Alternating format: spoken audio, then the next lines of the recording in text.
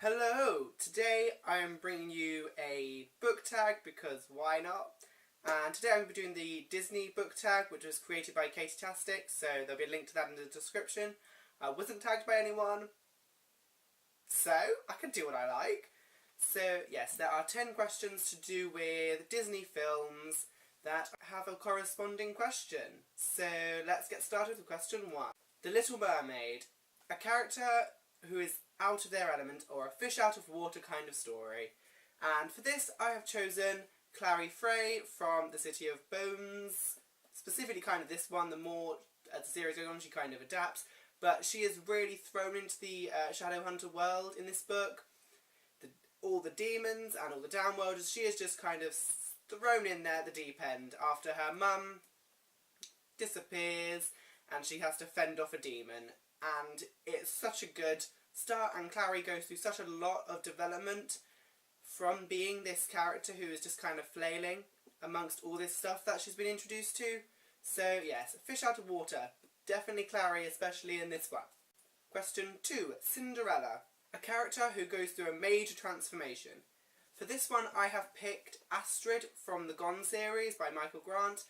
And if you haven't read this book, you probably don't know who Astrid is. Astrid is the main lead female character in this series. She is the love interest for the main character Sam, but the story arc that she has across the whole series is absolutely phenomenal. She has to go through such a lot in this world where all the parents have disappeared, and it's unlike the people who gain superpowers, she doesn't. She has to gain a lot more practical skills and common sense kind of development than most do in the book. So I think she goes through a huge character arc. So yes, Astrid. Question 3. Snow White. A book with an eclectic cast of characters. And for this one I have gone for Monument 14 by Emmy Laybourne. This trilogy has such a diverse range of characters, I feel. There are people of different ethnicities. There's such a large amount of ethnicities represented in this book. You have a Asian character, you have African American characters, you have Spanish characters, Hispanic characters. There's a lot of diversity in the characters. They're all so different as well in the way that they are. All characters have different strengths.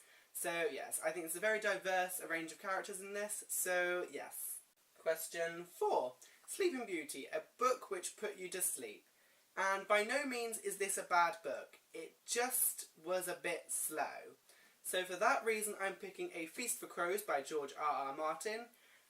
It's just a very slow entry to the Song of Ice and Fire series, and it's a shame because the one before this one is undoubtedly the best, and this one is undoubtedly the worst. It really lacked a big punch. The other ones really had punch factors. This one didn't, and whilst I did thoroughly enjoy the story, the characters were still great, I did struggle to get through it because it was that bit slower and I was falling asleep. Question 5. A book with a character that has something traumatic happen to them in their childhood. And I have gone for Carter and Sadie Kane in the Kane Chronicles by Rick Riordan, because when they are young, their mum is tragically killed and they are then separated by the mum's parents and their dad. That's kind of what happens, and that's a very traumatic thing I think to happen, to be separated from your sibling. So yes, and that's not a spoiler before anyone complains, that's not a spoiler, but it was very hard for them as kids probably to kind of adapt to this new reality, that they don't have a mother anymore and they're no longer with their sibling. So yes, the Kane siblings. Question 6. Beauty and the Beast. A beast of a book you were intimidated by but ended up loving. And I didn't want to double pick from the series, but I ended up going for A Game of Thrones by George R.R. Martin because these books are all pretty hefty. I mean, this one's got like 800 pages. This is the first entry. But I did end up thoroughly enjoying the series after getting over my initial, oh my god, they're huge.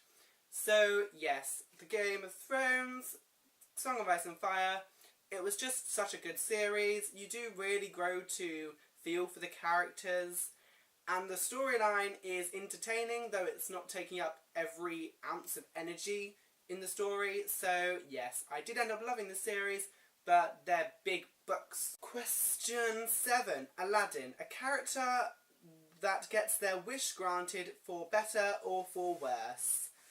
And for this one, I have chosen David from Steelheart. Because he does get his wish granted by the end, you know. He really, really wanted to see Steelheart dead. And lots of stuff happens. He has a wish to just see the epics be killed and meet the Reckoners, and that wish gets granted and a lot of stuff happens. So yes, Steelheart, solid book, brilliant book. Main character gets his wish granted. Definitely Aladdin. I struggled with that one, can you tell? Question 8. Mulan, a character that pretends to be something they're not. And this one I just had to pick Darren from the Saga of Darren Shan / Cirque du Freak series, because in the very beginning of this first book, he really does pretend to be something he's not. He tries his hardest, but it ends up backfiring.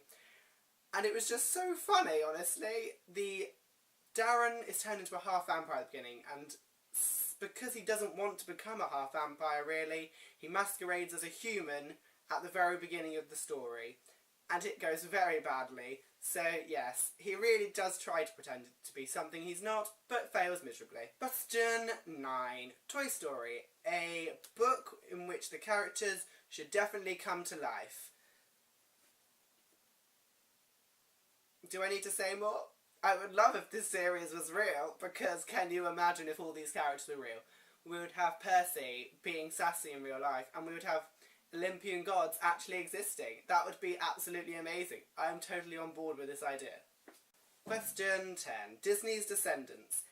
Name your favourite morally ambiguous / villainous character. And I'm double picking from a series again, but there is a character in the Cirque du Freak series that when I first read it I didn't like. But when I reread the series last year, there was just something about this character that I just couldn't help but admire. And that is Kurtis Schmaltz, if that's how you're going to say it, from this series. Because he tries his best to do what he feels is right, but it backfires massively. Across this trilogy, the Vampire Rights trilogy, he tries so hard to try and reach his end goal that he thinks will save the vampires from the Vampanese, but it doesn't go well, and bless him, he really tries to redeem himself later on, if you know that twist, because you've read the series. But yeah, he is a really good character, and I feel really sorry for him because he is very morally ambiguous. But yes, I do really enjoy him as a character. I think he is great. He really tried to do what was right, even if he went about it in the wrong way. So yes, that is the Disney book tag that I felt like doing because I can. So yes, I will see you soon. Goodbye.